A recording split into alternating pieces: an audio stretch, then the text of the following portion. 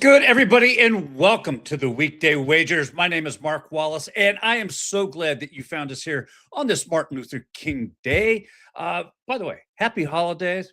Keep it safe. I'm glad we get the little extended weekend because there is so much going on right now in the world of sports. It is an absolute madhouse. And you know what? Skip the recap. Suffice to say that our weekend plays, DG and I both went 1-3. Horrible weekends for us. Robbie, thank God, saved our asses. Speaking of which, Rob, by the way, first of all, thank you. It's good to see you on this Monday. How are you doing? I'm great. Gosh, man, it's a holiday, but we've got so much news, so much sports, so much that happened over the weekend. And yes, I somehow went 4-0, which I will take any weekend. But yeah, what a loaded Monday that we have on tap. Let's look, there is so much happening right now. Let's just jump right into it. First of all, you got the Buffalo Bills who just fired Sean McDermott today. Initial reaction from that? I'm kind of torn because it really, and I said the same thing about Tomlin when I thought he would get let go, but it really felt like it wasn't the head coach in Buffalo. I feel like it's the GM more than it was the head coach. I feel like if McDermott left, you should have got rid of Bean as well, because you really haven't given Josh Allen any weapons. Brandon Cooks and Khalil Shakir, two great athletes, no number one wide receiver, no true number one wide receiver. I think Dawson Knox is your second highest paid player on that team. You got to get him some weapons around him. But yeah, I'm kind of mixed on it, if I'm honest. I'm kind of mixed on it. Yeah, I mean, you're talking about Brandon Cooks, who's, at the time was like, wait a minute, I get it. It's a desperation wide receiver move, right? Because their wide receiver core just was not doing anything. The last 3 weeks of the season and into the playoffs, he's looking like the gem, like the diamond in the rough catch. Makes Bean look like a superstar, and still you get to this point where, they end up falling short. Who do you think ends up in Buffalo? Let me ask you this. What does Buffalo need as far as a coach, and who do you think can fit that role? Well, I bet Stefanski's wishing he had waited a week, right? Bet you Atlanta might be wishing they had waited a week. I honestly do not know right now. That is a great question, and I haven't had time to really sit on it today because of everything else going on. So I really don't know who the best fit is. I feel like you got to get somebody in there who can at least have some offensive scheme with them, and then Joe Brady may get called up. They may just go with Brady this season because he's familiar with Josh Allen. Get him some weapons in there. I'm thinking if I had to bet on it, I would say Joe Brady gets called up. And Joe brings up a great point in the chat that Josh Allen needs to receive some of the Lamar Jackson 100%. Criticism. And he does. Joe, I agree with you 1,000% on that. And I also think that in order for that to happen, they had to clear the way with the coach, right? Because I think it's too easy to lay it at. You can't get to Josh Allen without going through the coach first to begin with, as far as the criticisms and the critiques. I think that this was the first step, and now it literally is Josh Allen in the spotlight, because regardless of who comes in, this is going to be the Josh Allen show. I'm 100% with Joe, honestly, on this. I give Lamar a lot of grief and a lot of crap because I don't think he can get the big one, but neither can Josh Allen. And when you look at some of those turnovers, not the last one, that one's very controversial. But prior to that one, he still made some bonehead decisions, and it seems like it just keeps happening in the playoffs when the lights are the brightest. Well, let's get into it. You bring it up, and I'm telling you, I am so pissed, right? Look. Me too. That catch, and it was a catch. The NFL officiating crew got this so wrong. It was a catch that they ruled an interception. It had me, because I was going to come in here with, at what point does the catch, have you completed the catch? The guy's on his back, on the ground. When does it actually stop? and breaking down the catch. But then I saw what happened with Davante Adams. Same exact damn play. They ruled down by contact. How? Because this one not only cost me a salvageable weekend on our weekend picks at going 2-2, but I froze my ass off yesterday to satisfy a bet with Preston. And yes, Preston, I know you're here for one reason only in the chat today, buddy. I see you. It's coming. Trust me, it's coming. How does the NFL fix this? How? I don't know. And with me, as far as the catch, I'm going back to the Des Bryant days. I'm always going to be on the wide receiver side. I don't care what you show me. I don't care the rules. I'm going to be on the wide receiver side. I also had Brandon Cooks over 2.5 receptions, which would have cashed, and his over in his receiving yards, which would have cashed. So I'm calling it a catch, but my bias is more towards my props not hitting and the fact that I've been hurt like this before, and I'm always just going to side with the wide receiver. You can show me all the facts you want. I'm always going to say wide receiver call. When you put that Davante Adams catch side by side the Brandon Cooks catch, there is no difference. But yet we have two separate calls. And here's the part that burns me the most. Call it what you want. They called it an interception. It is what it is. This is a playoff game. There is nothing else going on from an officiating crew. At what point can we have the booth buzz the referee and say, take a look at this. Let's break this down. One of the things, and this is a whole little tangent, one of the things I really enjoyed watching about the ACC football was when they would go to the video replay and they would give you both the inside look and you could hear the communication going back and forth between the official and the booth. So you could hear and see what they were talking about. This would have been a perfect opportunity for the NFL, especially just from a transparency standpoint, to really slow things down and make sure that they were getting this call right. Yeah, and there's some good points in the chat. He didn't make a move. I'm look, my bias, like I said, is because I lost money. As far as my actual bias, take props out of it. In my head, I kind of don't feel like it honestly was a catch, if I'm being honest. But like Preston just said, Josh Allen shouldn't have gotten you in that situation to begin with. Honestly, it's my fault that happened because I was telling Sarah, the refs haven't called much in this game. This has actually been a very well refereed game. This is you? And right on cue did they just come through and screw it up. Well, so I changed courses last night in the LA game. I was like, this has been a pretty good referee game. Now they're going to start throwing flags, and that's going into overtime. It's going to be some BS happening. All right. Well, listen. Since this is you, I just got to get this over with, Rob. There's only one way to do it. I just got to hold on. A bet is a bet, but there is not for 1 second do I think that was an interception that gave the ball back to Denver. So I'm going to do this, but I'm doing it under protest. This sucks.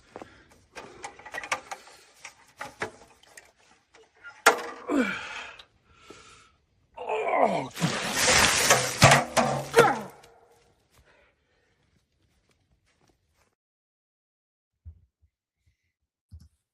The fact that you didn't curse is amazing, or maybe you did and the video cut off, because I would have been dropping every curse. Oh, I did. I did.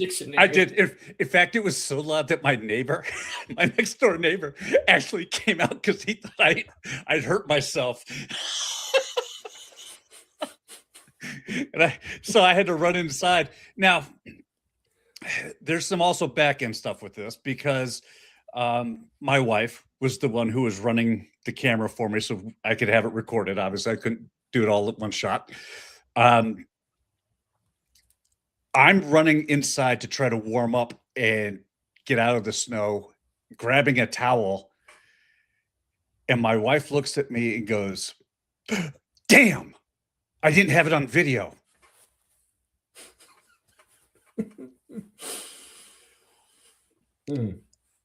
Daggers. Not even daggers, just razors. Divorce papers. No, dude. Because in my mind, I'm like, there's no way I'm doing this again. how the hell do I explain it to these guys that my wife didn't have it on video? And then she starts laughing. She goes, no, I'm only kidding. I got it all.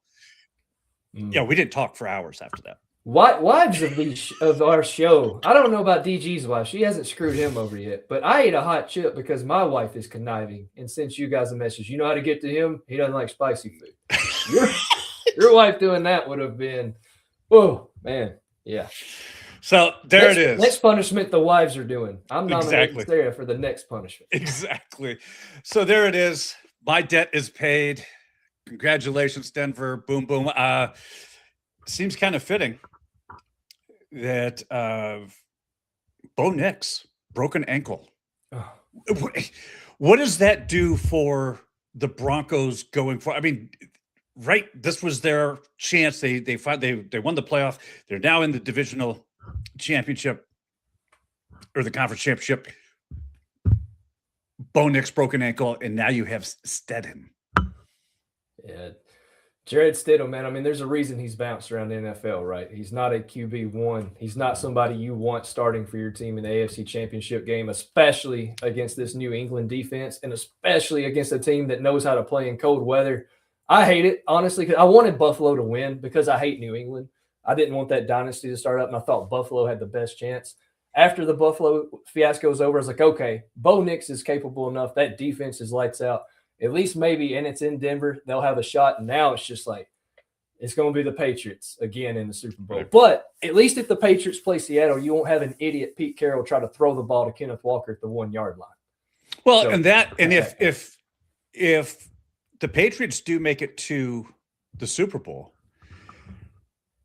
that means that at least from a coaching standpoint, we're going to have the longest tenured coach in the AFC East right now at Vrabel, right, who's been there for just a year.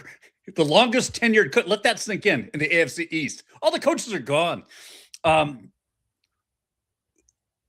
Do you think that any team in the AFC right now, given Bo Nix's injury and a healthy Patriots team, can anybody stop the Seahawks?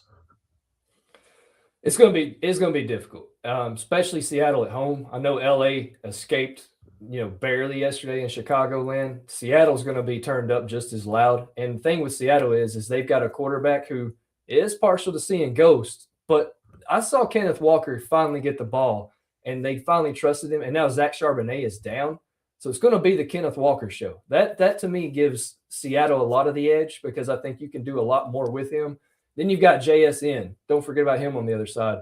And I've got to look up the stats. I haven't looked at the matchup between LA and Seattle enough to dig into props, but you got to think JSN's about to have a boom game in this NFC Championship. And Joe's bringing up another great point is that, we've heard for the last couple of weeks is how New England hasn't really played anybody this season, right? Yeah. And how people love the Chargers and the Texans. I will say that no. Although I did think the Chargers would beat them.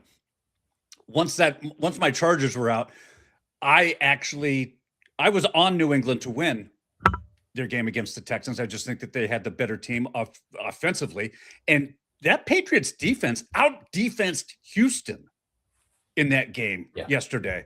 I was so impressed with the way the Patriots defense showed up. All this football talk. Look, we're almost 15 minutes in, and we haven't even talked about the one game left to be played in the college football season. That is tonight, the national championship. And I know there's not a segue that's going to get me from the New England Patriots to the national championship. So let's just jump right into it. Miami, Indiana. Indiana's favored by 7.5, 8.5, some places. Any thoughts on this game? Yeah, it's one of probably the best offensive line in the country to me, Indiana, versus the best defensive line in the country in Miami. And then you have Fernando Mendoza on the other side, and then you have Carson Beck on the other. If Carson Beck gives you what he gave you in the fourth quarter versus Ole Miss for an entire game, Miami will have a shot at this game. I don't trust Carson Beck enough to give you four quarters of what he gave you against Ole Miss. I also don't trust any team right now against Indiana because they are like chainsaw massacring teams right now. The way that they beat Oregon And the way that they beat Alabama, I mean, Miami is legit, but to me, Indiana right now is hands down the best team in the country. I want to bet the 7.5, the just straight up 7.5 for Indiana. It does scare me a little bit because of the respect I have for that Miami defensive line. I don't know if Mendoza has faced a defensive line quite as good as this. And he's played, like I just rattled off, the teams he's played have been legit. But I still think that defensive line of Miami and their running game as well is going to keep them in this. You just got to have Carson Beck play like he did in the fourth quarter versus Ole Miss. Well, you talk about Miami and Beck. Miami is 3-0 when they have been the underdogs this season, right? Against Notre Dame to open the season opener, they were an underdog by 3 points. They won that one, was it 27-24?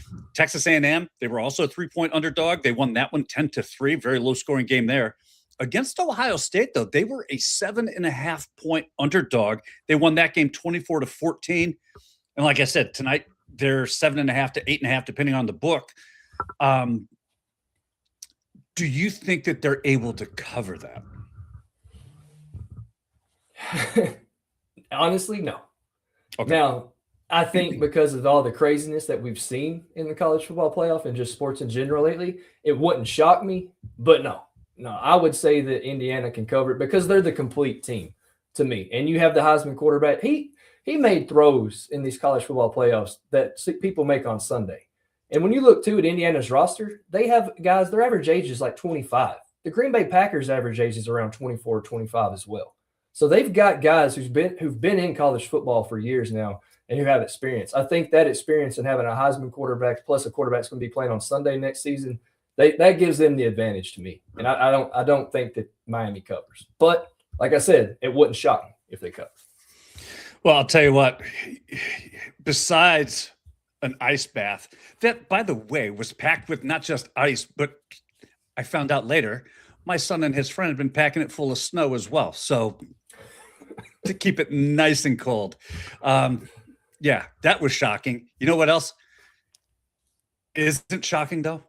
Hey, what's up, everybody? It's your boy Seabass, the only 5-star chef in the game. We all know sports betting is full of bad beats and tough calls, but when it comes to flavor, there's no second guessing. Bassett's Blends is the plus EV lock of every meal. We don't need a stinking model. Crafted with winning spices and bold taste, Bassett's Blends comes in 3 flavors, original, hot, and no salt, that's going to turn chicken, steak, vegetables, any dish into a can't-miss cover every night. With Bassett's Blends, there's no bad beats, no flavor fades, just guaranteed greatness. Check out the link right here where you can pick up your Bassett's Blends for a guaranteed lock every single night. I'll tell you what, you want to talk about, I don't know about a guaranteed lock, but pretty damn close, but I'm not going to say it because this is my play tonight. We're going back to the well. The Philadelphia Flyers, if you haven't already heard me say it before, when they play on the road, their first period overs are a cash cow. You need stats on this one? Fine, I got stats for you. They've played 21 road games so far this season. Out of those 21 road games, 97%, that's right, 20 of the 21 road games, the over has hit in this. Dan Vladar is their goalie. He has allowed at least 1 goal in the first period in 17 of his last 20 starts. And just in case maybe he finds a horseshoe, a rabbit's foot, something that kind of decreases our chances there, Aiden Hill is scheduled to start for the Golden Knights tonight in this one. He's had 6 starts this season. 3 of those starts, he's allowed 2 or more goals in the first period himself. So he's cashed this just because he can't stop a puck. I love this spot for both of these teams. I expect a high-scoring game out of this game. I'm taking the first period to go over the 1.5. Rob, what do you? Yeah, I like the full game to go over. You got 2 defenses can't stop a nosebleed, especially Philly as of late. And part of that is what it leads into my play. Shea Theodore, 1+ point at plus 100. Look, man, he is the driver of that defense, but they've also just got more help in Rasmus Anderson from the Flames. So having Anderson doesn't even make me scared of this play. It actually makes me love it even more.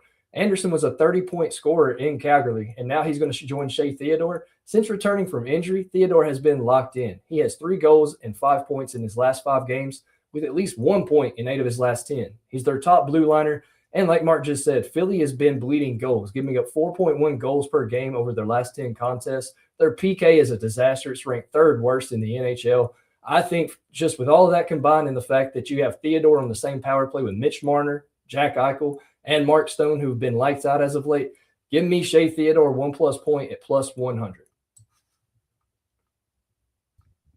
Hello. There we go. I'll tell you what.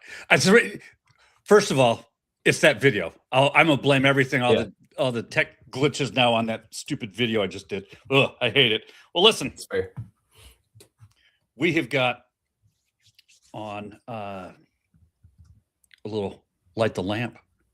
We've got Nathan McKinnon, Austin Matthews at +110, Mark Stone at +150, Brock Nelson at +175, and Mika Zibanejad at +205.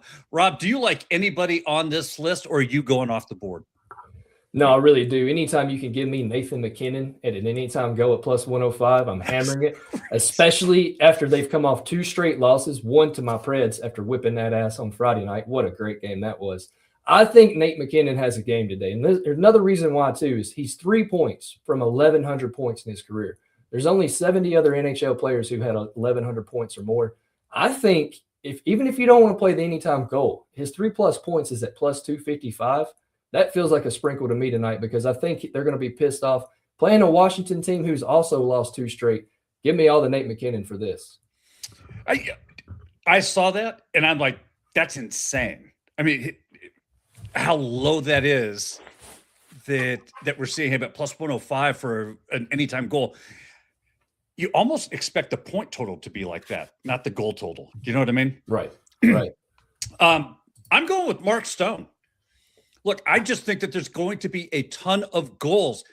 And you talk about a guy who has been just finding the back of the net consistently. Try 10 of his last 11 home games. He has put the puck in the goal. I love this spot for Stone. I love this spot for Vegas. And hopefully he gets it in the first period so that we cash that over there too. Yeah, and hopefully Theodore assists on that, and we can all cash. I love it. Nate made a good point. He said he's on Macklin Celebrini is due, and he is very due. They're playing Florida tonight, who, as we were talking before the show, gets back a heavy hitter as well in Matthew Tkachuk. So that game should be very interesting. Florida should be very interesting going forward now that they got Tkachuk back. Yes, and I'm just going to get to some of these comments that I wanted to highlight on. Joe brings up a great point. Robbie Radar went 4-0 this weekend. And as you mentioned before, the Sharks got Kiefer Sherwood, as Nate said. Nate also thinks Denver should really give Phillip Rivers a call. I mean, I'll Peyton Manning at this point. But what it really makes me mad with the Kiefer Sherwood stuff, because that's another Nashville Predator that was on our squad that we got rid of for almost near nothing. And the guy is absolutely killed it in Vancouver. I think going over to San Jose, he's going to keep killing it, especially with that offense. What a get, I think, by the Sharks. I think that was a great get. As far as a way to play tonight's college football game, Derek says maybe the Hoosier halftime full-time is at -105, and that's what they really have been doing all season long, as they've been winning both halves. Thoughts on this one? Yeah, I like that. I like that as well. Only worry might begin me if it's a slow start and maybe it's like tied or something by halftime. But like I said, it wouldn't shock me, but I just feel like Indiana is going to handle this game from start to finish. I think the head coach, the overall team, I like that look, honestly. Thoughts on Celebrini? He's got to be due, right? I mean, the guy's just was red hot and it's kind of quieted off a little bit.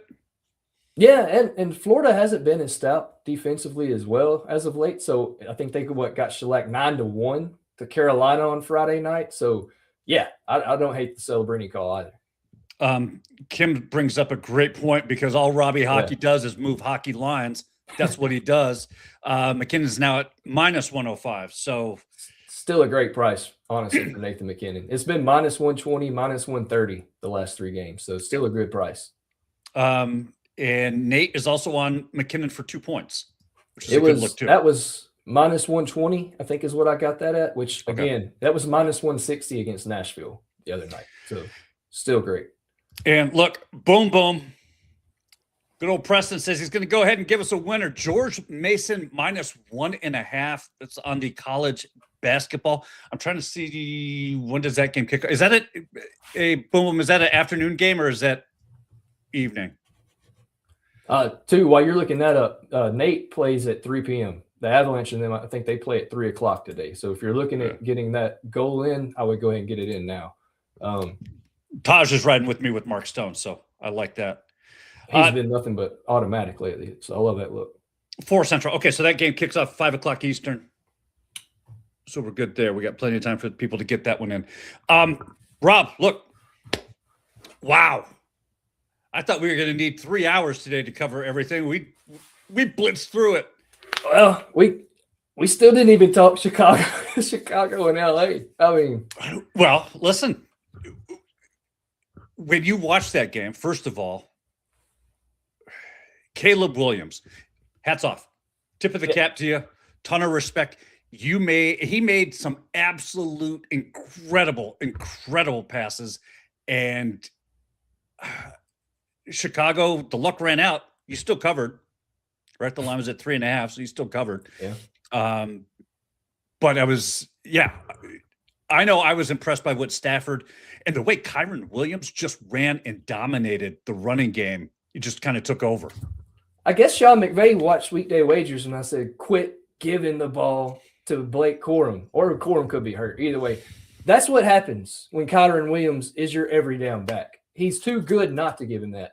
And after the week before, after watching them barely escape with their lives, I'm glad he finally saw that value in Kyron Williams. But I did see Williams exit a little early towards the end of that game, so we still need to check and see if he has something going on as well, because Blake Corum got the bulk of the runs towards the end and towards halftime or overtime. Right. But and honestly, hats off to the Bears. You competed. You had every chance in the world to win. But also, McVay made some stupid choices. There was a lot of shaking my head with McVay. I saw Joe, I think, put it on X. You do a pitch on 4th and short or 3rd and short, whatever it was, going towards the end of the game. You do a halfback pitch 5 yards behind the line of scrimmage when you needed one with your backup running back. That almost cost you the game. When he did that, I said, well, the Rams may be cooked. And luckily for them, luck was in their favor last night. That's all. That's the only reason why they won. Yeah, I was shocked. I was shocked by the defensive play, right? On both sides, actually. I think that both sides played very tough defensive ball. I think McVay's decisions at times were extremely questionable. Like, who thought that was a good idea? But at the same time, I was glad to see, I think, a Rams-Seahawks NFC Championship game is what people, I think, is probably going to be the most entertaining game than a Chicago Seahawks game would have been. I really like the Rams-Seahawks matchup. And I think that the winner of that game is probably going to be the eventual Super Bowl winner. I hope we get a game like the last LA-Seattle game. I think it was a Thursday night game or something like that when they had to go to overtime. But it was, I think Puka had like 200 yards receiving. JSN, I think, had over 100 yards receiving. Give me that style of game this weekend, because I don't think you're going to see it in the other one. Yeah, I agree. Look, it's national championship time. One. What's the over-under on the number of times Michael Irvin gets shown on the sidelines? Oh my gosh, I love Mike, but I'm sick of seeing him out there with his belt. I hope somebody goes over and belts his ass if Miami gets beat. That would be hilarious to me. Give me the over-under of at least 10 plus. You're going to see him at least 10 different times tonight. All right. Derek says 50. Probably. Does this game go over or under? The line right now is at, oh, shit. Where'd it go? Oh, it just cleared out. What? Come on. I'd try to get it on mine if you need me to. The line's at 46.5. Okay. You think this goes over or under? Gosh, that's such a damn good line, honestly. Over. Give me the over. And you think Indiana covers 7.5? Yes. Yeah. For as much as they want to talk about this being a home game in Miami, this is the first time Miami has sold out Hard Rock Stadium in years, if ever. And it's going to be a lot of red in that audience tonight. Okay. That's Preston was reading your mind. He said, yeah, crowd beat 80-20 Indiana, despite it being there. Yeah, DG says Indiana covers by 46.5, so I'm pretty sure he's laddering that up. Would love to see what those odds are. Yeah, no kidding. And it's funny because I think what the thing that scares me on the total is Miami's defense. And if this turns into a running game, that's going to chew up a lot of clock, and we're not going to see as much scoring. So it's the only thing that scares me there. I did put in a little same game parlay. This is a unsolicited bonus play, if you will. DraftKings has a 30% boost on a same game parlay. The odds, I think the minimum odds are -200. I took Indiana -2.5 and the total over 39.5. With the boost, got it to -111. So played it a little safer that way. We're very much similar. I took Indiana -3.5, and I took the over of 35.5. Used the same boost as you. Got -115. So that was kind of how I played it as well. Another, unsolicited pick. I got to have something on this game, though, right? I mean, it's a national championship. Right, Can't just go into it raw dogging it. Yeah, I'm not going to watch it. I'm not watching it just to watch it. No, never. Especially things that I don't even care about. Right, we need something to have, a little investment in, some emotional attachment to, and money's always a good one. Rob, tomorrow, wow, we've got hockey. This coaching carousel's picked up speed, so I'm kind of excited to see where that lands. What, besides the national championship, what is on your radar for tomorrow? Oh, for tomorrow? I'm going to start looking at player props tonight for the wild card, whatever. I'm trying to say it. NFL playoffs coming up. I'm going to try to start getting those in now because lines will move really, really quick. Probably no Robbie's radar this week because there's 4 teams left. And 2 of those teams, I don't even know if I'll have a player prop on them with Denver and New England. So no Robbie's radar. It'd be kind of hard to do. Secondly, my youngest son's named Finn, and my wife and I will go to our graves fighting over this. But Finn Balor's going for the WWE Championship tonight. So my youngest son, Finn, is all hyped up to see his guy win the WWE title. So we're going to have wrestling on one TV, national championship on the other. So should be a good night. Oh, because we stream on so many different platforms. First of all, thank you all for finding us. We do really, really appreciate it. Apparently, we have a new fan who thinks that my eyebrows look like 2 fuzzy caterpillars, which is fine. Why am I wearing a swim cap? It's not a swim cap. It's not a swim cap. Yeah, listen. And by the way, the guy on the left, that's just Robbie Hockey. So, yeah. I mean, you have our names right there on the screen. That's Robbie and anyway. But hey, listen, want to thank you for joining us today, and hopefully you got something out of it. I was not drunk in that video, although I will say a bourbon went down immediately thereafter to kick the chill out of the bones. So there is that. That warms you up. Yep, absolutely. That being said, thank you, Scotty Too Hottie, who says you and I are the best. You know what? We get the YouTube views. That's part of our charm. We collect those. We will be back here tomorrow, 2:00 Eastern, with a breakdown of the national championship game. Obviously, we got some hockey being played, some NBA, college basketball. There's a ton going on. So until then, take care of yourselves. Be kind to one another. We'll see you tomorrow. Have a good one.